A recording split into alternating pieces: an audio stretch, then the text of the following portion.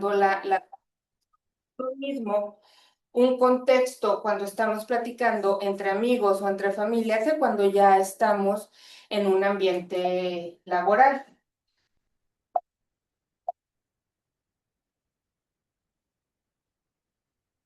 Y entonces, eso es lo que es la comunicación. ¿Y qué es la comunicación efectiva? Es el proceso de transmitir la información de manera clara y comprensible, lo que me permite que el receptor entienda correctamente la intención del emisor, minimizando los malos entendidos y confusiones, ¿sí? Porque, por ejemplo, si a nosotros nos dan una orden en inglés o lo estamos leyendo en inglés y resulta que pues no hablamos bien inglés, pues no vamos a entender lo que nos están diciendo. Por eso tiene que ser de manera clara y comprensible en todos los aspectos, ¿sí? Las características, pues es la fácil comprensión, como les decía, que tiene que ser precisa. Sí, a veces cuando vamos a dar indicaciones en el medio hospitalario no hay que andarnos con rodeos, ¿sí? A lo que vamos es lo más importante, que contenga información verdadera, ¿sí? A veces con los compañeros de trabajo, cuando vamos a pasar una información, normalmente es una información fidedigna, pero cuando se la vamos a transmitir a nuestros pacientes, al cuidador o al familiar, a veces nos da cosa como que decirles la situación que está pasando y tratamos de maquillarles un poco la información, entonces ya no es precisa ni verdadera, ¿sí? Entonces, si nosotros vamos a comunicarles a los pacientes, a los cuidadores, o a la familia, tenemos que ser conscientes de que ellos necesitan recibir la información verdadera de lo que está pasando, ¿sí? Que transmite una información relevante, la combinación del lenguaje verbal y no verbal. El lenguaje no verbal también habla mucho. Si yo me estoy riendo y resulta que le estoy dando una información seria al cuidador o al paciente, pues también vamos a generar esta ambivalencia y van a decir, bueno, o sea, si es cierto o no es cierto. O si estamos con una actitud enojados o a la defensiva, el paciente o el familiar se van a sentir agredidos y no van a recibir la información de la mejor manera. También para que sea una buena comunicación tiene que ser recíproca, tiene que ir y venir. ¿Sí? A mí de nada me sirve nada más hablar y hablar y hablar y hablar. Si yo no voy a tener una retroalimentación o una reciprocidad, sí, sí, reciprocidad en cuanto a la información, porque tampoco voy a estar consciente si la otra persona realmente está captando el mensaje que yo le estoy queriendo dar. Y pues obviamente se basa también en la comprensión y en el respeto, ¿sí? A veces no necesitamos decir malas palabras para agredir a la persona que le estamos dando la información. Y si nosotros no fomentamos ni la comprensión ni el respeto, no vamos a tener una comunicación efectiva con la persona que tenemos enfrente.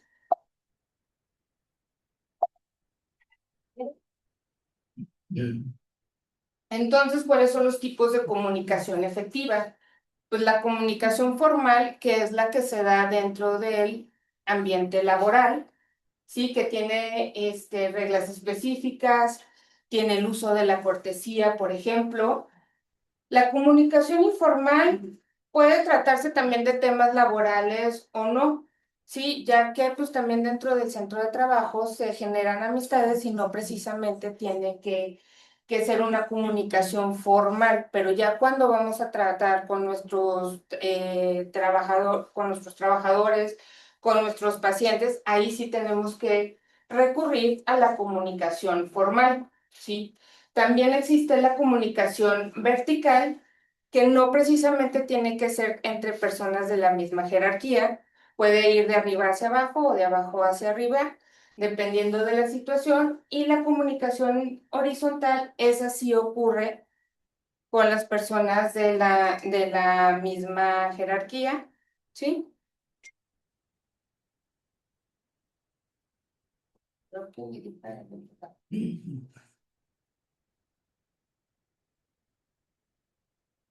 ¿Y cuáles son las técnicas? Pues obviamente ser claro, conocer al receptor cuando, por ejemplo, ahorita que nos hablen de lo que son las indicaciones médicas verbales,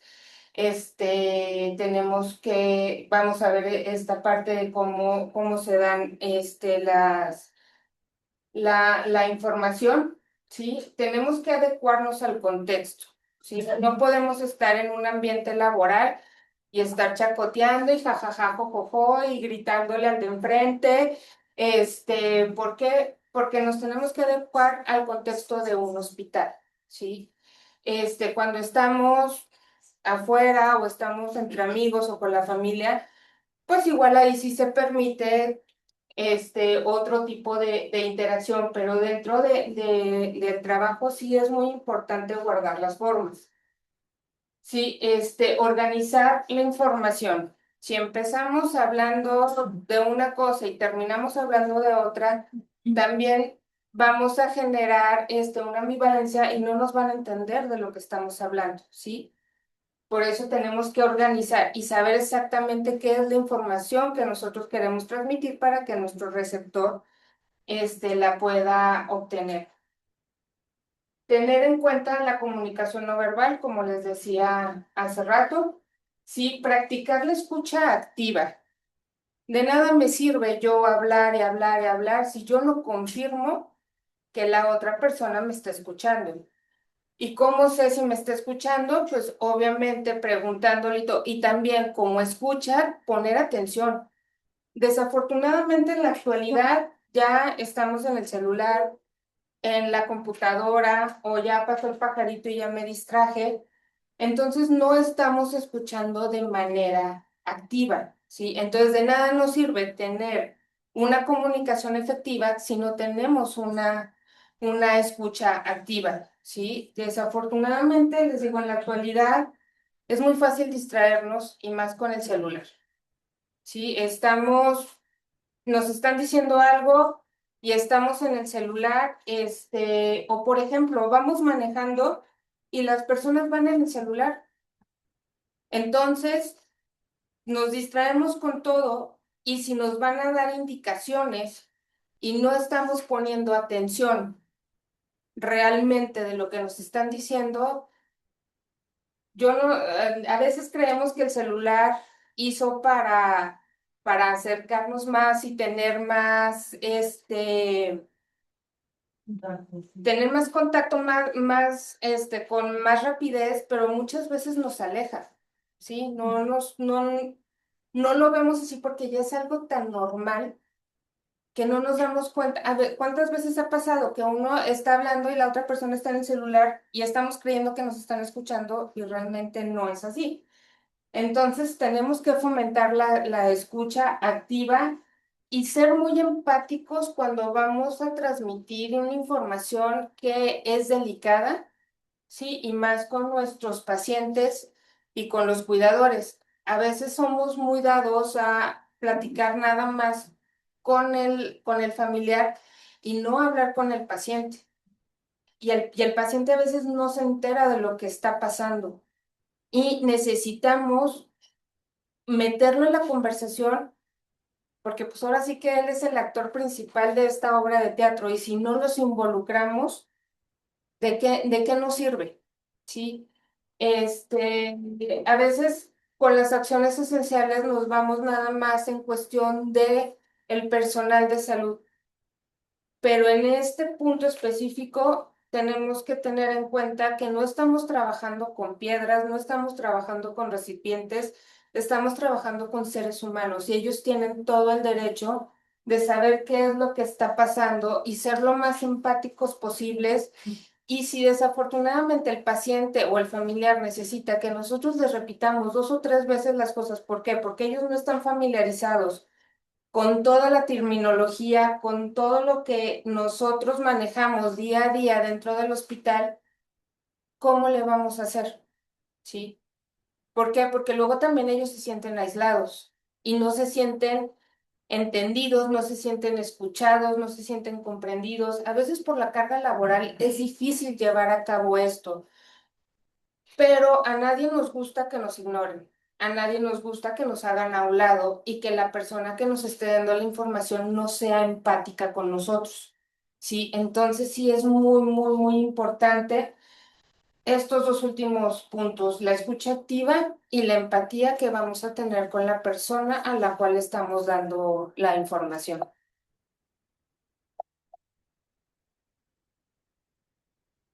¿Y cuáles son los beneficios? Pues se transmite mejor la información, que es lo que estamos buscando, ¿no?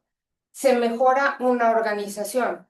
Si autoridad toma una decisión, pero esa decisión no se baja a los siguientes niveles, pues ¿de qué nos sirve que la autoridad tome decisiones si los demás no nos vamos a enterar?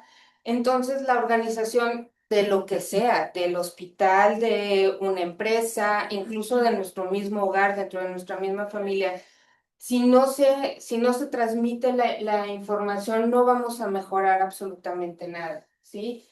Construye mejores vínculos. Si nosotros hablamos, platicando con nuestros compañeros, con nuestros pacientes, vamos a tener una mejor relación. Ellos se van a sentir escuchados, se van a sentir comprendidos y se van a sentir que importan, ¿sí?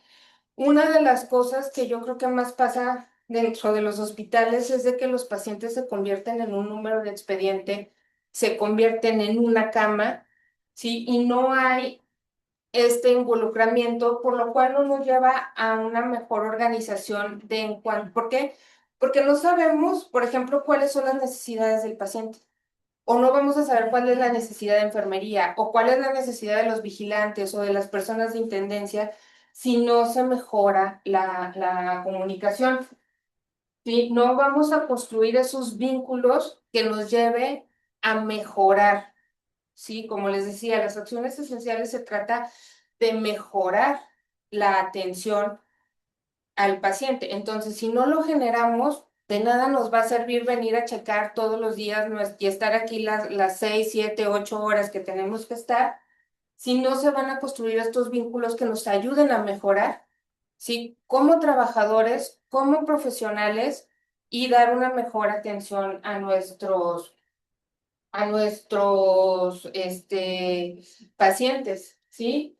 También tenemos que economizar el uso del lenguaje.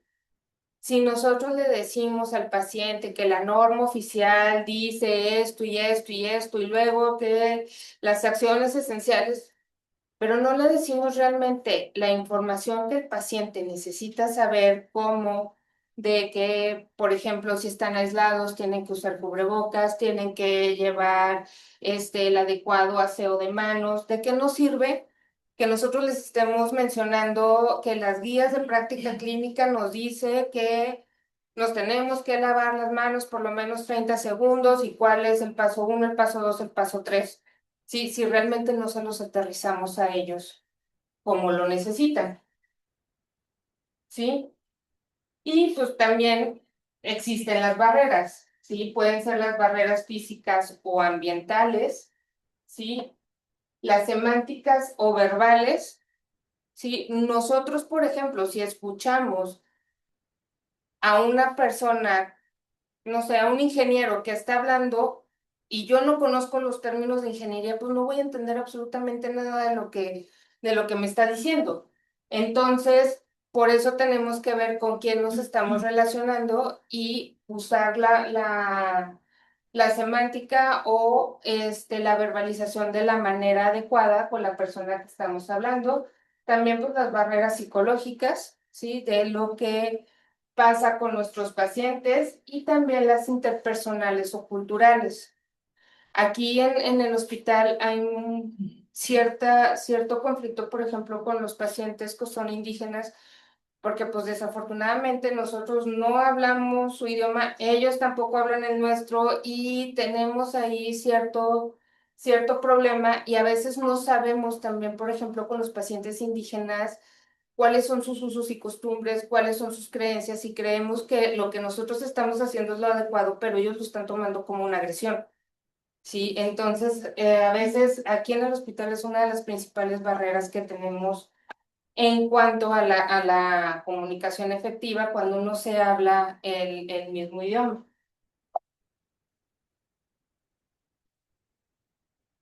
Y ahora sí, continúa el joven Juan Carlos.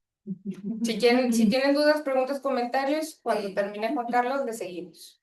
Gracias.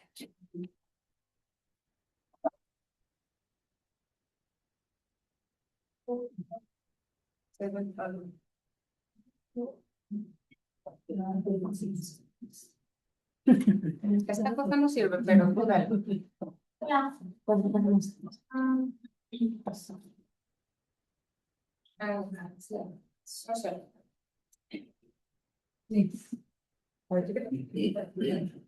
Creo que no, ¿eh? Buenas tardes. Gracias. Continuamos con el curso. Y, Sí, mira, no está. En este momento nos acompaña el licenciado Juan Carlos Quintero, también enfermero especialista, ¿no? Sí. Sí. Es que son los dos. Enfermero especialista, adscrito aquí al Centro Estatal de Cancerología. Y bueno, para hablar sobre las indicaciones verbales que se estaban bien paradas, la de subir el paciente. Bienvenido, Luciano. Sí. Ah, sí. Buenas tardes a todos. Gracias por la invitación para dar esta muy pequeña plática como para enfocarnos un poquito más a lo que es nuestro ámbito, ¿verdad? Lo que es las indicaciones verbales y su importancia dentro del trato del paciente.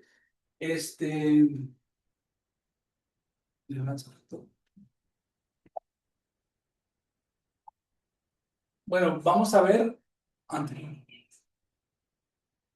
¿Qué son las indicaciones verbales? Son órdenes dadas en voz alta o telefónica por un médico o un profesional de la salud para la atención inmediata del paciente. Cabe recalcar que es la atención inmediata, inmediata. Es lo primordial de las indicaciones verbales, ¿sí? O sea, ¿por qué? Porque estas se dan básicamente cuando requiere el paciente una atención pronta, o en el momento, ¿sí? Que no podemos ir a acceder a un expediente o a una carpeta de indicaciones para ponerlo. Entonces es una comunicación verbal, pero solamente lo ideal es que sea nada más en el momento de la urgencia.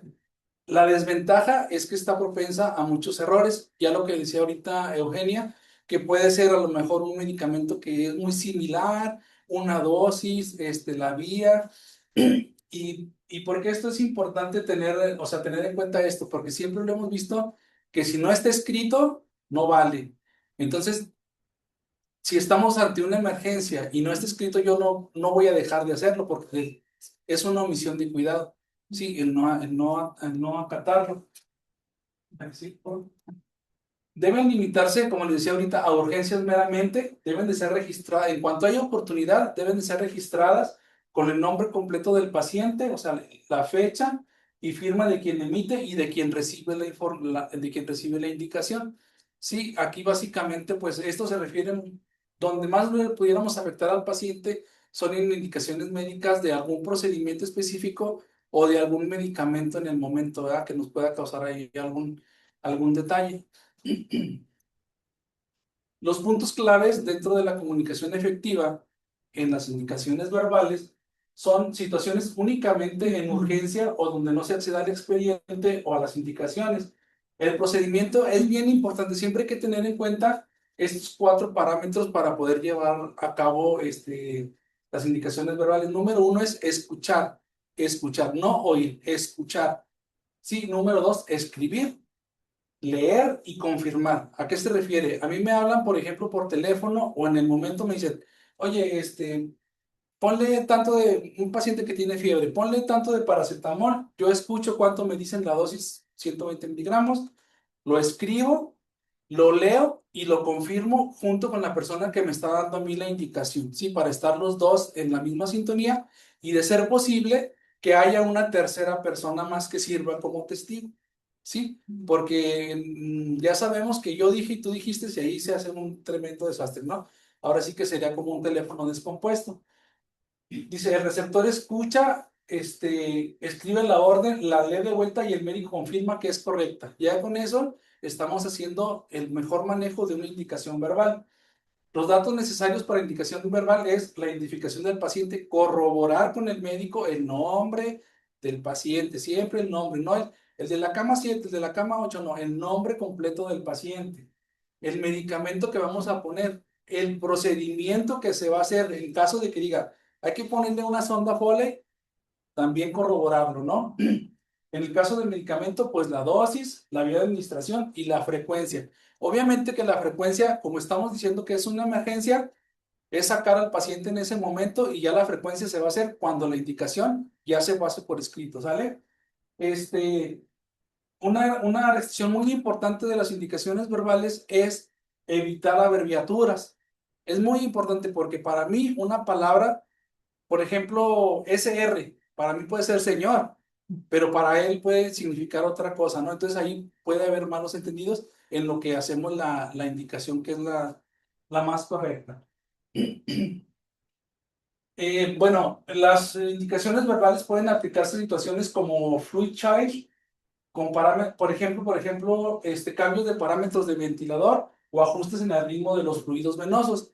Aquí aplicado básicamente nosotros en enfermería al paciente es que estamos ahí haciendo una maniobra o no sé, un paciente que se puso grave en el momento, vamos a intubar. No tenemos el tiempo de que el médico vaya y nos ponga, ponle relájalo, ponle midazolam, ponle esto, no tenemos el tiempo, lo vamos pasando, pero siempre teniendo en cuenta qué es lo que estamos haciendo, ¿no? Para en conjunto, ya después que se tenga que hacer la indicación, estemos en la misma sintonía y evitar errores, que ya sabemos que los errores de nosotros, pues desafortunadamente se pagan caros. ¿Sale?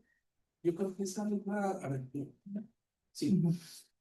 Nosotros aquí en el hospital tenemos por aquí una carpeta, una libreta donde se registran las indicaciones verbales.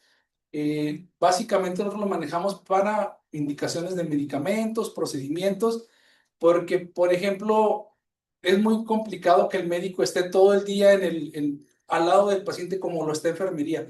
Entonces, sí, nosotros sí nos tenemos que respaldar mucho sobre esa carpeta. Esa es una libreta que está en los servicios, en todos los servicios está, y lo identificamos, nombre del paciente, lo que ya mencionamos ahorita, para estar todos en la misma. Y en cuanto el médico venga o tenga la oportunidad, tiene que pasarlo a nuestra carpeta de indicaciones. Por eso es que yo les comento que siempre hay que tratar de que haya un testigo más para pues ya dos personas que estén de acuerdo y que digan, no, es que yo no lo dije, oiga, pues es que los dos lo escuchamos, ¿no? Para evitar controversias y para evitar problemas posteriores, básicamente pues pudiera ser legales, ¿no? A lo que estamos más propensos y pues complicaciones más severas para un paciente, ¿no? Eso sería así. ¿Qué se registra en la libreta? En la libreta nos dan la indicación, los datos del paciente, datos completos del paciente y, por ejemplo, si es un medicamento, el medicamento, la presentación, la dosis, la vía, los básicos de los correctos del medicamento y el médico que da la indicación, ¿sale? En el momento que él nos la da, pues tratamos de... Sí, también, sí, como que llevamos un cronograma ahí en la libreta, ¿sale? Igual esto le decía, por ejemplo, cuando nos hablan por teléfono, pero ante una emergencia no lo podemos hacer. O sea, una urgencia no lo podemos hacer. Si estamos ahí, que el paciente cayó en paro, no me puedo esperar a que el paciente me ponga atropina, a que el médico, perdón, me ponga atropina, y no, hasta que no me la ponga no la voy a pasar, no me puedo poner ese plan porque estamos ante una urgencia, ¿no? ¿Y dónde está esa libreta? Está ahí en los cajones, doctora, ahí en los cajones, en los servicios, ahí en los controles de enfermería, ahí están las libretas, ¿sale? Entonces, por ejemplo, cuando el médico está, es una urgencia y no se puede esperar. Ahí en ese momento, ¿quién da la indicación? Haga de cuenta que nosotros nos podemos comunicar directamente con el médico o con por ejemplo, si no está el tratante, con el que está de guardia y con él nos podemos comunicar. Es importante que tengamos también las líneas de comunicación, ¿no? O sea, especialista, médico de guardia, jefe del piso y luego ya de enfermería y ya jefe de piso a la persona encargada del paciente, ¿no? En ese orden. Pero todos sabemos que ante una emergencia, o sea, eso al último, sí, con quien esté y por teléfono. Ahora sí, ahora que le pongo, en lo que llega el médico o alguien que pueda hacer la indicación así más precisa, ¿no? Para evitar cualquier tipo de error. ¿Sale? Bueno, entonces ya empezamos la ronda de preguntas. Si alguien que esté en Zoom tiene preguntas o de los aquí presentes, más de estos importantes, los pasantes de enfermería, ¿ustedes registran esto? ¿Lo han registrado? ¿No? ¿Y en urgencias? La encargada de administrar, así como tal,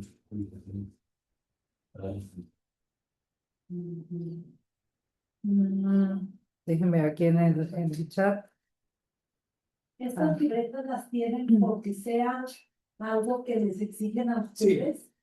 Sí, te das de cuenta que cuando hacen bueno, como certificación, nos piden una libreta de indicaciones verbales, ajá, que esté en los servicios. Desafortunadamente, mucha gente desconoce la presencia de la existencia de estas libretas, ¿no?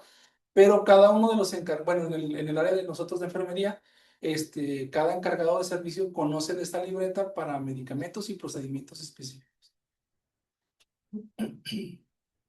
Muy bien. En cuanto a comunicación efectiva, aquí en el chat están poniendo que sus pláticas muy claras, súper, ninguna duda, los felicitan, pero alguna otra cuestión. En el caso de comunicación efectiva, esa es una duda mía. ¿Qué tanto afecta una mala relación laboral o un conflicto en el ámbito laboral para atender indicaciones o sea, no digo aquí nada más en el SECAM porque aquí nos llevamos todos bien padre, pero en otros lugares, ¿qué tanto, qué tanto puede afectar? No, pues es que sí afecta muchísimo porque, desafortunadamente a veces hay mucha lucha de egos y caemos a veces en el infantilismo de, es que si me cae mal no le voy a decir, prefiero decirle a tal persona, pero esa persona no baja la información, entonces sí afecta, mucho cuando no hablamos de una manera clara, o sea, si a mí me cae bien o me cae mal una persona, no tiene que interferir en mi manera de cómo trabajo, ¿sí? Porque finalmente la prioridad es el paciente. Las acciones esenciales son para protección del paciente. Entonces, si empezamos donde no es que mi la doctora Hazel me cae mal, entonces mejor no le voy a decir nada. O no me cae mejor Juan Carlos y todo me voy con Juan Carlos, llega también el momento en que, por ejemplo, en cuestión de la productividad, uno no va a tener productividad, el otro va a tener mucha productividad. O uno se le va a cargar más el trabajo y el otro no. Entonces, sí, creo yo que tenemos que entender que trabajamos entre adultos y independientemente si te cae bien o que te cae mal, hay que sacar la chamba por el bien del paciente. Y otra duda, Juan Carlos. Cuando no registran estas indicaciones, o sea que ya se habló por teléfono con el médico, dio la indicación y no lo registra enfermería, ¿ahí qué pasa? ¿Ustedes tienen alguna forma de llamar la atención de, oye, no sé que está intubado este paciente, no me enteré quién dijo, a qué horas? O sea, se reporta como una observación en hoja de enfermería o algo, o sea, ¿hay alguna manera o nada más a la entrega así también verbalmente? Sí, o sea, por ejemplo, era lo que decía ahorita, procurar que el médico nos ponga la indicación lo más rápido posible y ya pasarlo a nuestra hoja de enfermería, bueno, a nuestro Cardex, que es donde llevamos los Ajá. registros, y ya pasarlo de turno en turno. Pues, como en todos lados se pueden cometer errores, ¿verdad? El Ajá. objetivo yo creo que de este tipo de cursos es evitar todo esto que pueda llegar a pasar, ¿verdad? Cosas más graves. Pero pues hasta ahorita yo creo que así algo en una situación crítica no nos ha pasado que se nos pase, por ejemplo, no sé, una sedación continua o algo así para el paciente, no ha pasado. No ha pasado. Bueno, no, si ya nadie más tiene más preguntas. Ah, ay, ya. Bueno, Sí, maestra. sí, más allá de la comunicación, ¿cómo poder expresarle a los niños, por ejemplo, el diagnóstico? Por ejemplo, explicarle a los niños que tienes emoción, pero, o sea, más a sus sentimientos. Pero, ¿cómo hablar, por ejemplo, Llegan con nosotros y se externan cosas, ¿verdad? Sí. Pero es como poder aterrizar. Sí, bueno, pues ahí el principal factor a tomar en cuenta va a ser la edad del niño, ¿verdad? Y si les vas explicando que tienes una enfermedad, muchas veces nos apoyamos con algún material, como es, por ejemplo, que tu cuerpo no está funcionando bien, que los glóbulos rojos, o sea, más o menos de acuerdo a la edad, darles una explicación, pero lo más importante sí es comunicarles el diagnóstico, ¿verdad? Ya de acuerdo a la edad, te vas adentrando, o también de la personalidad del niño, ¿verdad? De las inquietudes que tenga, de las preguntas. Muchos sí o sea, se cuestionan, ¿verdad? De que por qué estoy aquí, por qué tantos días. Entonces, sí, la comunicación pues también tiene que abrirse, tiene que ser fluida, pues con empatía, con mucho respeto, pero sí respetarle las cosas que vayan pidiendo, ¿verdad? O sea, sí se les explica que igual a lo mejor su salud no está funcionando adecuadamente, que va a tener aquí que permanecer un tiempo y que se va a dar un tratamiento para que eso se corrija, ¿verdad? Y sí, muchos ya, o sea, muchos sí, sí, sí. Antes, mucho antes que los papás quieran expresar algunas cosas se mandan de cuenta, ¿no? Pero sí, sí hay, por ejemplo, material que nos podemos apoyar de lectura, de dibujos, para que ellos lo vayan entendiendo. Inclusive muchos niños, sus primeros juegos dentro del hospital es inyectar, o sea, lo van elaborando por medio de que llega a veces hasta los enfermeros o alguien, no, te voy a inyectar, te voy a tomar la presión. Y ellos empiezan a hacer el rol del doctor o de enfermería, pero es porque lo van también a lograr.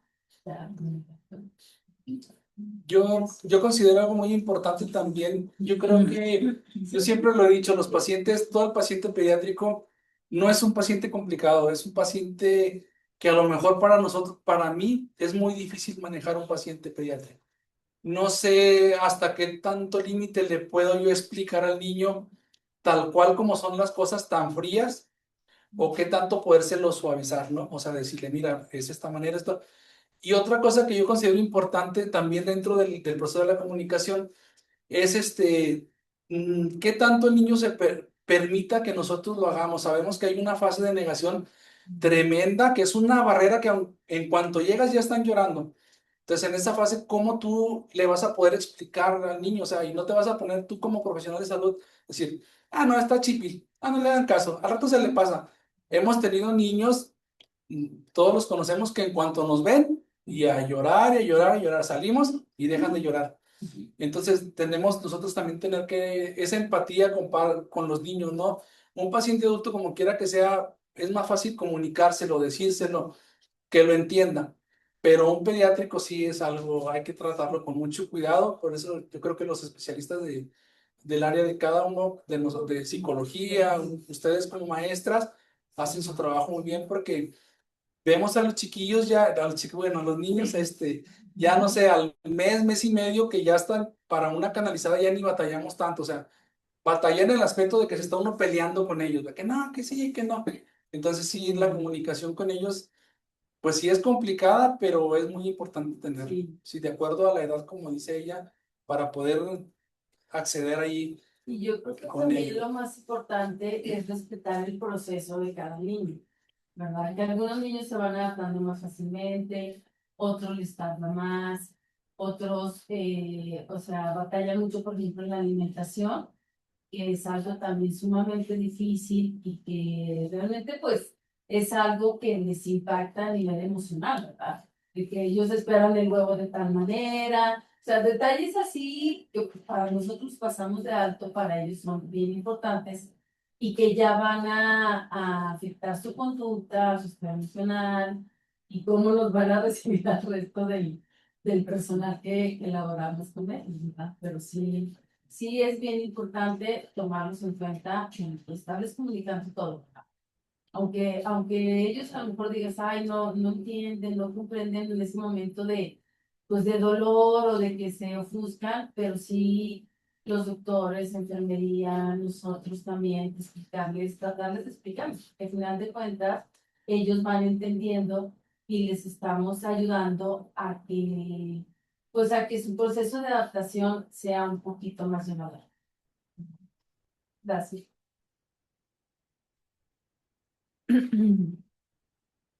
Bueno, ya por último, yo metiendo mi cuchara, sí está demostrado, o sea, hasta 3 veces más de efectividad en los tratamientos, nada más cuidar el aspecto de que los pacientes, independientemente de la edad, bueno, empezaron a medirlo a partir de los 16 años, creo, no tan chiquitos, responden mejor a los tratamientos, asimilan mejor los procesos, incluso en cáncer de mama, les medían la percepción a ver si se sentían bien atendidas con la expectativa de vida. Sube hasta 80% solo el conocer todos estos aspectos.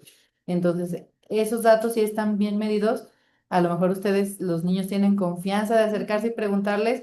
Pero pues bueno, ahorita que estas oportunidades nos permiten que ustedes se acerquen más al departamento de psicología, psicología con las maestras, trabajo social, nos ayuda un poquito a que si de repente ustedes tienen dudas puedan acercar a psicología y viceversa, ¿no? Y que sea una forma de comunicación más efectiva. De hecho, por ejemplo, con la adición al tratamiento se ha demostrado que si uno llega con el paciente y le dice por su nombre, Ujú. ya automáticamente baja la barrera. No tenemos, por ejemplo, en adultos, no debemos de infantilizar.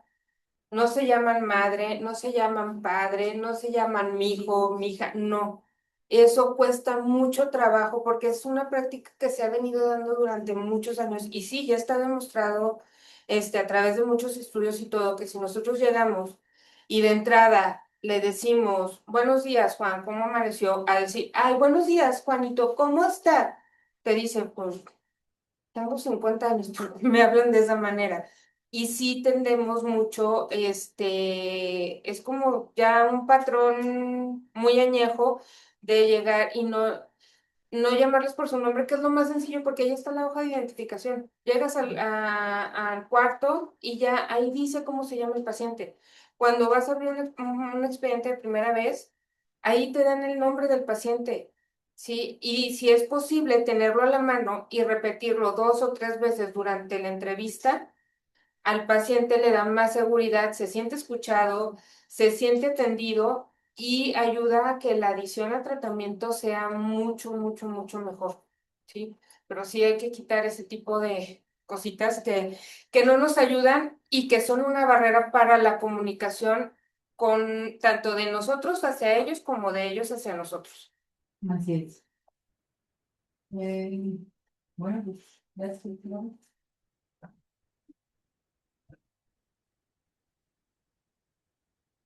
Y ya no tenemos más preguntas. ¿No? No. Intervención. Bien, pues le agradecemos a la licenciada Eugenia del Bus, al licenciado Juan Carlos Quintero, su tiempo, su participación, la preparación de su tema. La verdad, algo muy importante, la buena comunicación, la llamada comunicación asertiva dentro de las acciones esenciales para la seguridad del paciente. Muchas gracias por su tiempo, por su permanencia y mañana nos esperamos para continuar con nuestro curso. Buenas tardes. Yes.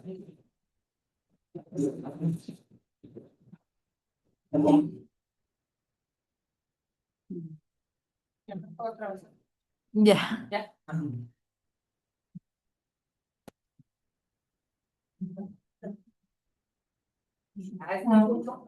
Gracias a todos los que estuvieron en Zoom. Nos vemos mañana.